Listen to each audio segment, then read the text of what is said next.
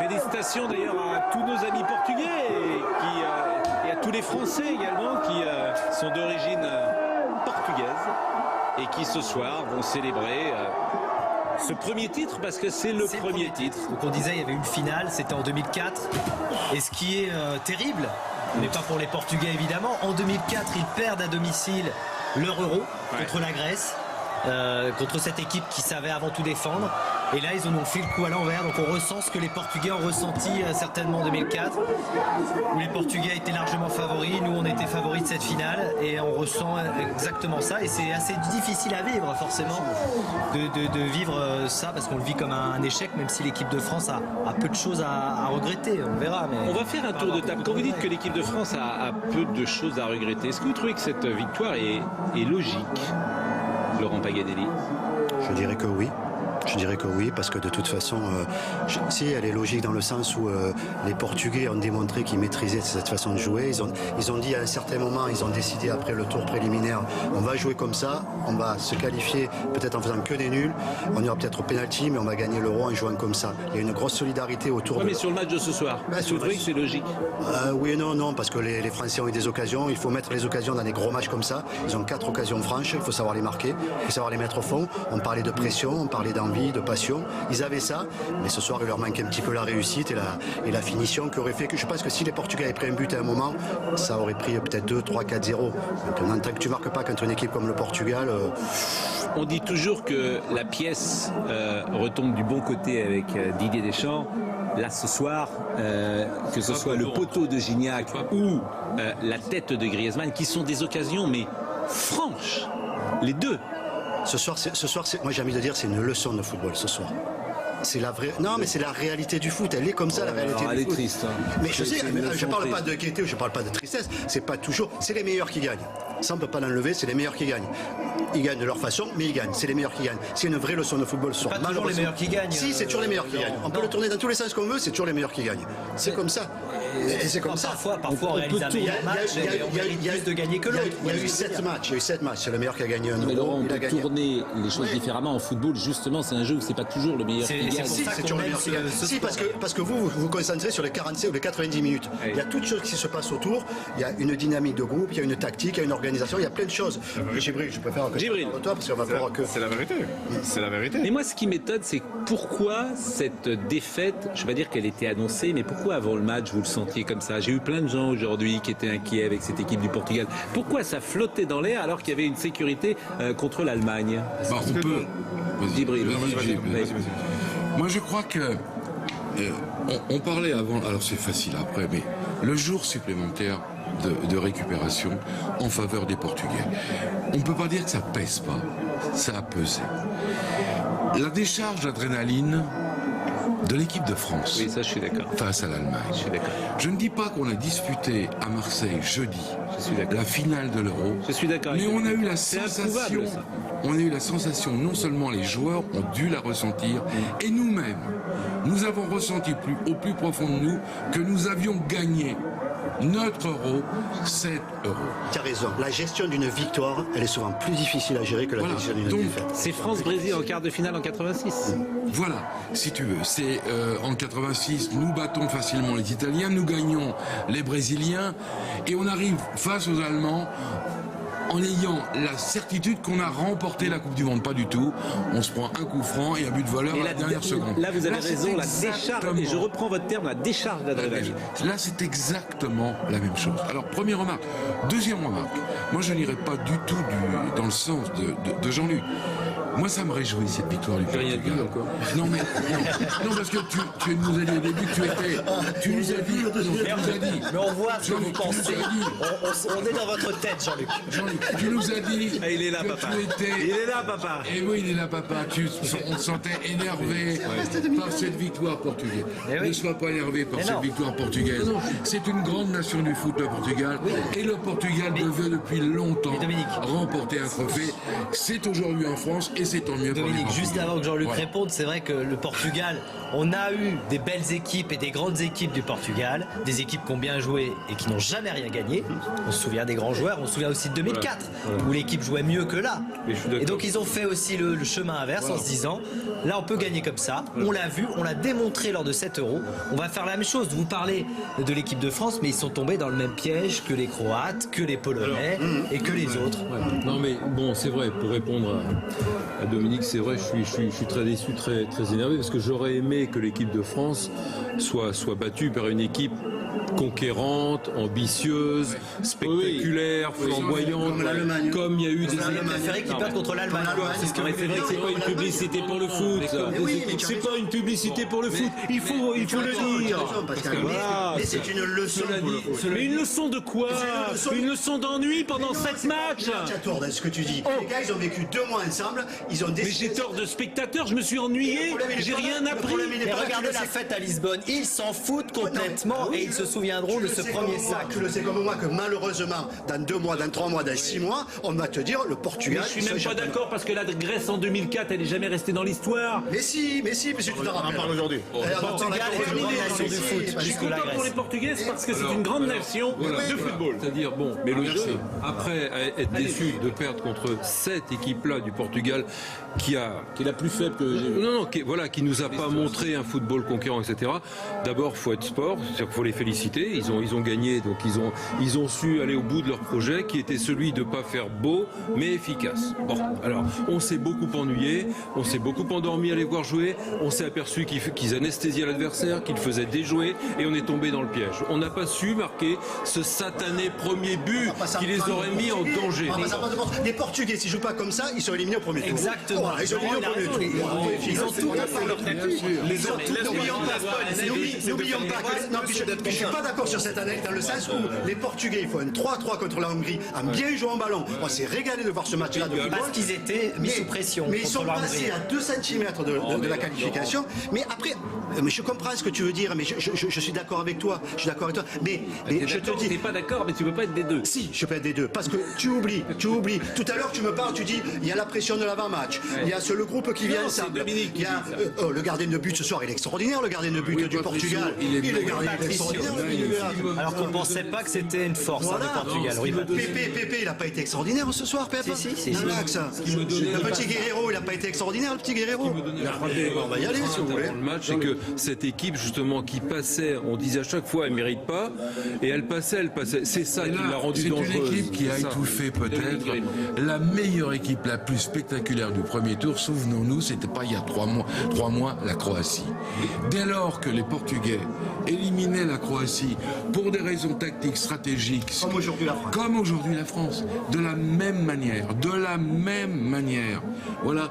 Donc ces Portugais, c'est vrai qu'on a connu jadis d'autres équipes autrement plus spectaculaires, d'autres joueurs qui avaient des qualités magnifiques, Paoletta, Rui Costa, Figo, on va pas les citer, sans monter jusqu'à Eusebio.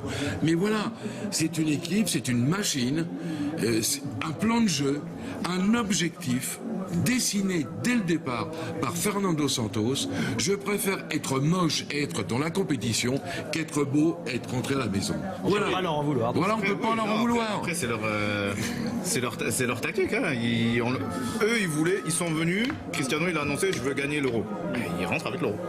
Comment il a eu On parle plus de l'équipe du Portugal depuis un quart d'heure de la France aussi, hein, que qui de a l'équipe de failli. France. Je voudrais savoir si vous trouvez que l'équipe de France a failli ce soir. Djibril. Ben, c'est plus qu'ils ont. Est-ce que vous avez des choses à lui reprocher dans l'engagement, dans le mental Ils ont envahi, parce que si on parlait des Portugais, on va parler de la France dans ce cas-là. Si on prend le gardien, les 4 défenseurs, les 2 latéraux qui montent pas, Pogba, Matuidi qui participent pas au jeu offensif, c'est ce qui s'est passé ce soir. C'est-à-dire que ce soir, l'équipe de France, elle a joué petit bras. Non. Si elle a joué petit bras. Non. Pogba, je l'ai jamais vu monter d'un cran. Matuidi, Mais je le connais. votre discours est totalement différent si les 2 cm sur la frappe de Gignac, eh ben, ils sont un peu plus à droite. Il est totalement différent, votre discours. Mais non, il n'est pas tellement différent. Toi, tu t'arrêtes sur l'occasion de but. Moi, je t'arrête sur... Je m'arrête pas que sur cette occasion. Il y en a eu organisation de beaucoup 90 minutes, même pas de 90 minutes, de 1h20. Pendant 1h20, j'ai pas vu un latéral monter, j'ai pas vu un Pogba sortir de sa zone, j'ai pas vu un Matuidi sortir de sa zone. Patrice Evra monter. Non, je l'ai vu. Alors ok, il n'a pas été très précis dans ses centres. Si, il a centré.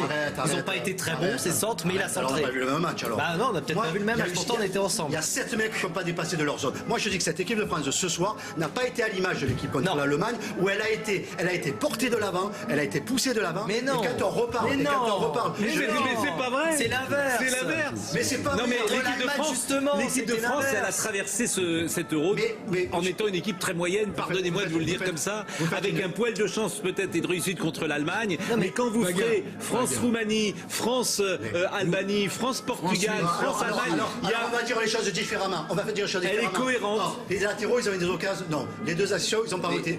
Pogba, il a une occasion. Matuidi, il a une occasion. La seule chose avec laquelle je suis d'accord avec toi, c'est Griezmann qui a été un peu décevant ce soir. Parce que Griezmann, comme il n'y avait pas de lien, il a joué comme numéro 10. Il est venu derrière, il est venu récupérer. Elle est cohérente cette équipe du début jusqu'à la fin. Pourquoi Griezmann, il a passé son temps à revenir là comme ça? Parce que son équipe, elle n'était pas portée de l'avant dans le sens où ces 6-là, ils ont joué 20 mètres, 30 mètres derrière comparé au match qu'ils ont fait jusqu'à présent, où ils jouaient 20 mètres plus haut. Pourquoi? Parce qu'ils savent très bien que il a parfaitement raison surtout, c'est PEM qui dit ça, vous êtes très nombreux à nous répondre. C'est très bien Didier Deschamps que si ils montent comme des fous et qu'ils jouent un football très offensif, derrière il y a les Portugais qui n'attendent que ça. On s'en fout, de toute façon ça leur est arrivé, les aspirer et marquer. C'est pas parce que tu es 7 derrière que tu vas pas prendre ton contre. Peut-être. Justement, ils vont mettre 3 pour prendre 2. Peut-être qu'on aurait peut-être perdu au bout de 80 minutes. Jean-Luc Haribar, et je cite Torazza, arrêtez vos délires. Je cite Torazza sur Twitter, arrêtez vos délires. Vous avez vu cette équipe de France trop grande, à part l'Allemagne, ils ont un parcours ultra chanceux. Jean-Luc Haribar. Non mais ça, on est bien, on est d'accord. Les adversaires qu'on a joués. Maintenant, chanceux dans quoi? Chanceux dans le tirage, chanceux dans le scénario. Ils ont fait le boulot sur le terrain. Ils ont été chanceux dans le tirage, peut-être. Moi, je trouve chanceux, quoi. Les Français chanceux. Non, mais là, vous êtes en train de dire que l'euro est un échec. Non, je dis pas ça. Je dis. La question va se poser. Mais non, c'est une réussite l'euro. Il y a 1h30, c'était un succès. Sur le match. Mais moi, je trouve que Pascal, moi, je trouve que c'est une réussite. sur le match. pas tous ensemble. D'abord, l'analyse de Dominique tout à l'heure. Attends. L'analyse de Dominique tout à l'heure était remarquable sur la décharge d'adrénaline. Moi, je suis 100% d'accord avec ça. Et le niveau de l'équipe de France, il est moyen plus. Jean-Luc. Sur le match, moi je trouve qu'on a failli dans le sens où on a été prévenu. Cette équipe du Portugal, on la connaissait par cœur. On a vu comment elle a manœuvré depuis le début, même si pendant 2 matchs, les 2 premiers, elle avait essayé de jouer. Avec Moutinho, avec André Gomes, elle les a retirés pour jouer le contre et laisser la balle à l'adversaire. On a vu comment elle avait joué la Croatie, comment elle avait joué la Pologne, comment elle avait joué la première mi-temps du Pays de Galles. On savait comment elle jouait, on était prévenus. Donc je trouve qu'on n'a pas su se libérer collectivement. Tu as entendu le message. Il faut pas être sourd. On a entendu le message de Didier Deschamps à la mi-temps des prolongations. Vous avez écouté quand même le message de Didier Deschamps à la mi-temps. J'étais pas le seul à l'entendre. Les gars, on est tranquille, on attend, on patiente. Si on a un bon coup, on le jouera.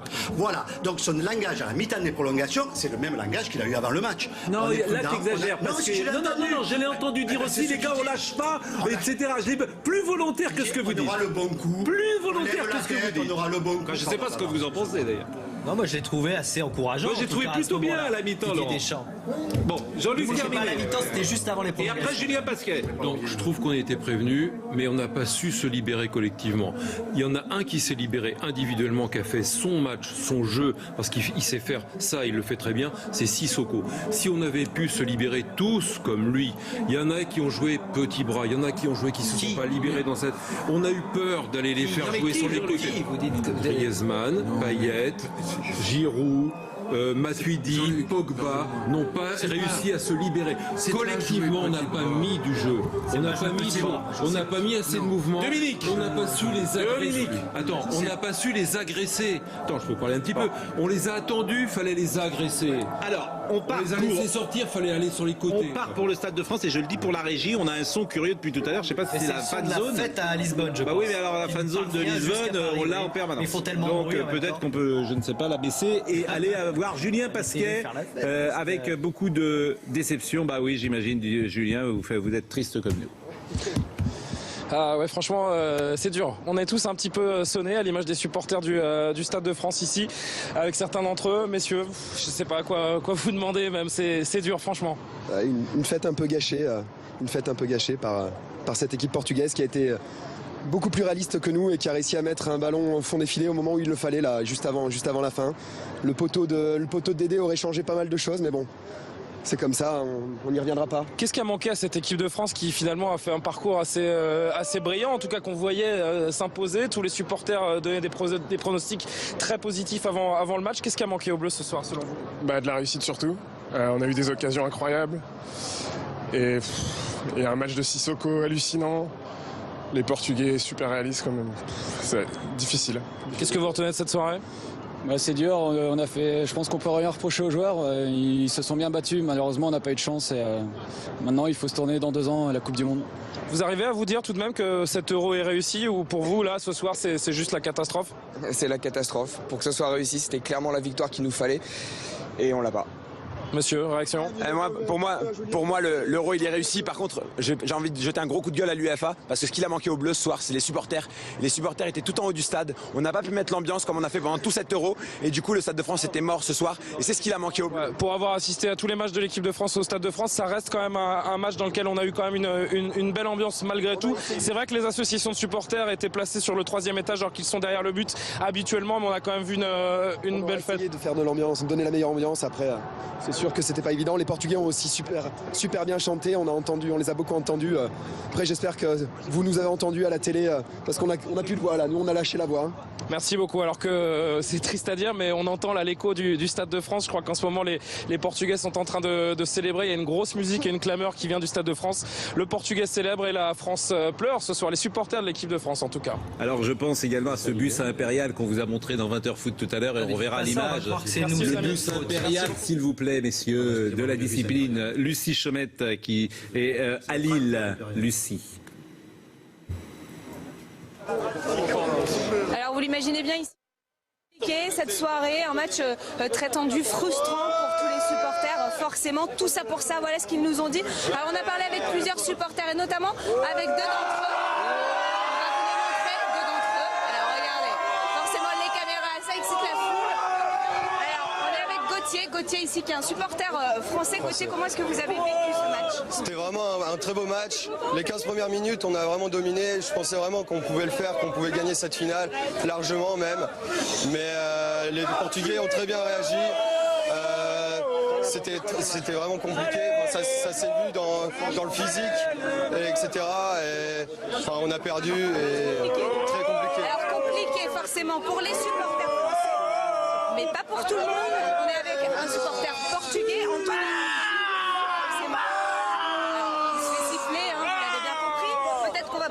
L'écouter quand même. Anthony, qu'est-ce que vous avez pensé de ce match? Comment est-ce que vous... En fait, c'était un très beau match. Les deux équipes ont très bien joué.